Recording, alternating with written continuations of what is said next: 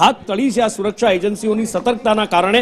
પણ અંકિત, અમદાવાદ કે કોઈ પણ શહેર તમે લઈ લો, એની ઉપર હંમેશા ઘાત તોળાતી રહે છે ને એમાં પણ પાછલા કેટલા દિવસથી તમે જુઓ તો લુખ્ખાઓ છે, ગુંડાઓ છે, એમનું સામ્રાજ્ય જાણે જામી ગયું હોય અને પોલીસ જાણે ઘૂંટણીએ પડી હોય એવી હાલત દેખાઈ રહી છે। ક્યારેક કોકના ઘરમાં જઈને દાદાગીરી કરવી, ક્યારેક ફ્લેટમાં, અને હત્યા વાત જવા દો, પાછલા 10 મહિનામાં અમદાવાદમાં 75 હત્યા। બિલકુલ, અને કાયદો વ્યવસ્થાની આ જ સ્થિતિ જે કથળી રહી છે નુપુર, તેને જ લઈને એક મહત્વપૂર્ણ બેઠક મળી હતી ગૃહમંત્રીની અધ્યક્ષતામાં, રાજ્યના ગૃહમંત્રીની અધ્યક્ષતામાં, અને એ બેઠકમાં મહત્વપૂર્ણ ચર્ચાઓ જે છે તે કરવામાં આવી છે। ચર્ચાઓ એટલા માટે કરવામાં આવી છે કારણ કે રાજ્યમાં જે અલગ અલગ બનાવો, જે ઘટનાઓ ઘટી રહી છે તેને લઈને, વધુ પડતા જે બનાવો બની રહ્યા છે તેને લઈને પોલીસ પણ હવે વધુ સતર્ક નથી, જેને કારણે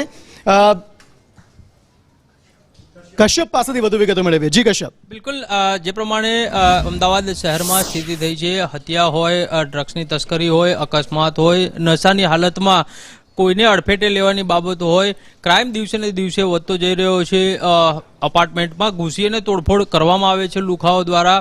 સતત આ પ્રકારની ઘટનાઓ છે તે સામે આવી રહી છે ને તેના કારણે જ આજે હવે રાજ્યના ગૃહ રાજ્યમંત્રી છે હર્ષ સંઘવી, તેની અધ્યક્ષતામાં ગાંધીનગર ખાતે એક બેઠકનું આયોજન કરવામાં આવ્યું હતું અને તેમાં સીપી સહિતના અધિકારીઓ છે તે હાજર રહ્યા હતા। Joint commissioner, DCP, police commissioner સહિતના અધિકારીઓ હાજર રહ્યા હતા અને તેને કડક શબ્દમાં સૂચના આપવામાં આવી છે કે આ જે પ્રમાણેનો ક્રાઇમનો રેશિયો જે છે અમદાવાદ સિટીમાં વધી રહ્યો છે તે બિલકુલ ચલાવી લેવામાં નહીં આવે અને હાલ જે પ્રમાણેની સ્થિતિ છે તેનાથી લોકોમાં ક્યાંક ભય ફેલાયો છે અને આ ભય દૂર કરવાની જવાબદારી છે તે અમદાવાદ પોલીસની છે।